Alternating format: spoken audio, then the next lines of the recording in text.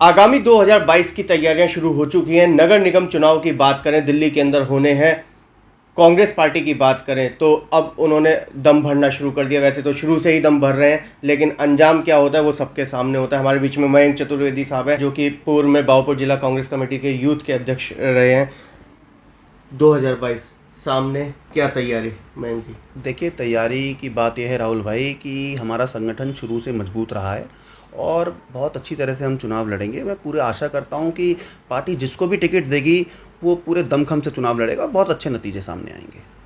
चुनाव हमेशा कांग्रेस सही लड़ती है, लेकिन अंजाम क्या होता है वो सबके सामने है। देखिए, अंजाम की अगर परवाह करते हैं ना इस तरह से, तो शायद मुझे लगता है कांग्रेस पार्टी तो अब तक शायद कई टुकड़े हो चुके होते हैं, क्योंकि आप देखते हैं जिस तरह से देश विरोधी ताकतें इस समय विराजमान हैं गद्दी पे, और उसके बावजूद भी कांग्रेस पार्टी ही एक ऐसी पार्टी है जो सबको साथ लेके चल रही है। हम हर वर्ग को साथ लेके चलते हैं और शुरू से लेके चलते हैं। लेकिन ये क्या होता है, पब्लिक की कभी एक मर्जी होती है कि कभी उन्हें कोई और पसंद होता है, कभी कोई और पसंद होता है। फिलहाल तो दिल्ली की जनता को फ्री वाले पसंद आ रहे हैं। नहीं, वो फ्री वालों का अंजाम आप देखिए, अभी कोविड में क्या हुआ, लोग कितने परेशान हुए। तो वो फ्री के चक्कर में लोग बेचारे जो इधर उधर भाग रहे थे ना, आज मुझे लगता है शायद उनकी आंखें खुल चुकी हैं, लोगों की आंखें खुल चुकी हैं। लोगों को लगा कि जब कोई अपने घर से जाता है किसी का तो उसे दुख होता है, और उन्होंने देखा कि दोनों आपस में नूरा कुश्ती कर रहे हैं, सेंटर और दिल्ली स्टेट बैठ के आपस में, तो थोड़ा सा लोगों को तकलीफ तो हुई है इसके अंदर। निगम की अगर हम बात करें तो संगठन, सबसे पहला सवाल आता है कि संगठन कहाँ है कांग्रेस का? देखिए, संगठन की बात करूं तो भाई अनिल चौधरी जी ने अभी कुछ समय पहले हमारे यहाँ से ऑब्जर्वर नियुक्त करे थे, जिसमें से एक मैं भी ऑब्जर्वर था विधानसभा के अंदर।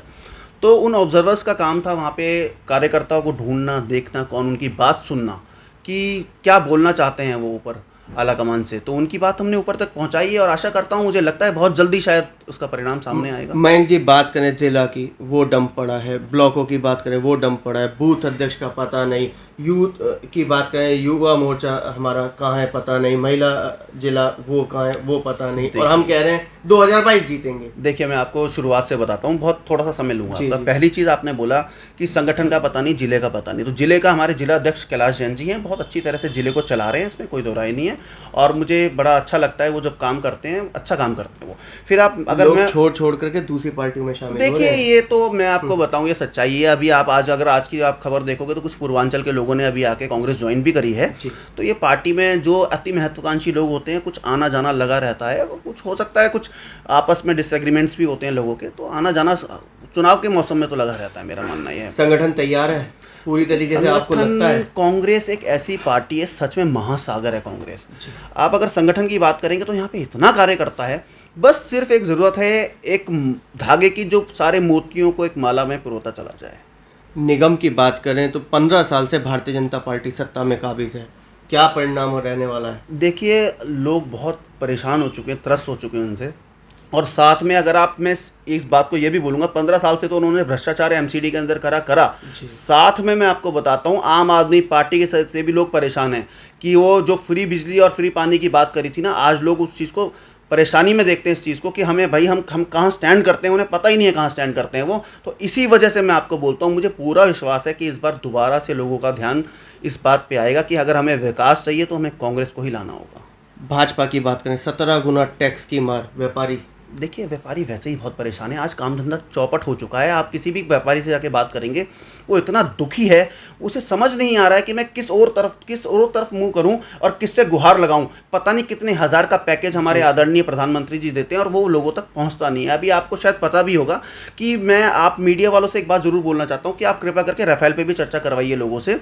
आज पता लग रहा है कि सच में चौकीदार चोर है, क्योंकि जब राहुल जी ने कहा था चौकीदार चोर है तो उनकी बात को नकारा गया था। वहीं मयंक जी, रोहतास नगर विधानसभा के वेलकम वार्ड में आप रहते हैं, क्या नतीजा आपको नजर आता है यहाँ वर्तमान में? पार्षद भाजपा के, विधायक भाजपा के, सांसद भाजपा के। देखिए, आप खुद देखिए, आप खुद जब घूमते भी हैं क्षेत्र के अंदर राहुल भाई, मेरे ख्याल से मेरे से बराबर आप भी घूमते हैं और ज़्यादा ही घूमते हैं आप यहाँ क्षेत्र में। तो यहाँ इतना बुरा हाल है, डेवलपमेंट के नाम पे यहाँ कुछ नहीं हुआ है। कोई नई एक ईंट नहीं रखी गई है। जो रोड टूटी हुई हैं उसको पैच वर्क के भी मुझे लगता है शायद उसके भी पैसे खा लिए गए हैं, जो हालात है। और रही बात, एक पार्षद का काम होता है पार्कों की साफ सफाई, नालियों की साफ सफाई, रख रखाव उनका ठीक तरीके से, मुझे अगर ऐसा लगता है कि शायद पार्षद सिवाय बिल्डिंगों के अलावा कहीं अटके ही नहीं है, उन्हें बिल्डिंगों के अलावा कुछ सूझता नहीं है। आप पार्षदों पर ब्लेम लगा रहे हैं बिल्डिंग, लेकिन पार्षद अगर अजय शर्मा की बात करें वो तो बारिश के दिनों में पंप हाउस पहुंच जाते हैं पेंट उठाते हुए। देखिए मैं आपको एक सच्चाई बताता हूँ, मैं आपको, वो मेरे बड़े भाई हैं और हमारे ही करीबी घर के पास रहते हैं, तो मैं उन्हें आज से नहीं बचपन से जानता हूँ, देखता हूँ, उन्हें देखता आया हूँ। मैं आपको वो दिन याद कराना चाहता हूँ कि जब हमारा भी मकान पुराना था और उनका भी पुराना था, तो हमारे घर के अंदर 2.5 फुट से ऊपर पानी भरता था, लेकिन वो पंप हाउस बनवाने में किसी का हाथ था, तो उनका नाम था स्वर्गीय राम बाबू शर्मा जी, जिन्होंने उस समय पे ये पंप हाउस बनवाया जब क्षेत्र के लोगों को इसकी सख्त जरूरत थी। अब रही बात उसे चलाने की, तो चलाने के लिए तो साहब मैं भी वहाँ कई बार गया हूँ और वो भी वहाँ गए हैं, तो क्या आप कंपेरिजन मेरा पार्षद के साथ कर रहे हैं? मैं तो ये बता रहा हूँ कि वो विकास की अगर हम बात करें तो वो तो सड़क पर नजर आते हैं, जब भी बारिश होती है वो तुरंत पंप हाउस। तो बारिश में अगर आपको लगता है बारिश में सड़क पे खड़े होना विकास होता है, तो फिर कल से मैं भी बारिश में खड़ा होना शुरू कर दूंगा, तो शायद हो सकता है मैं बिना पार्षद हुए मैं क्षेत्र का विकास कर रहा हूँ।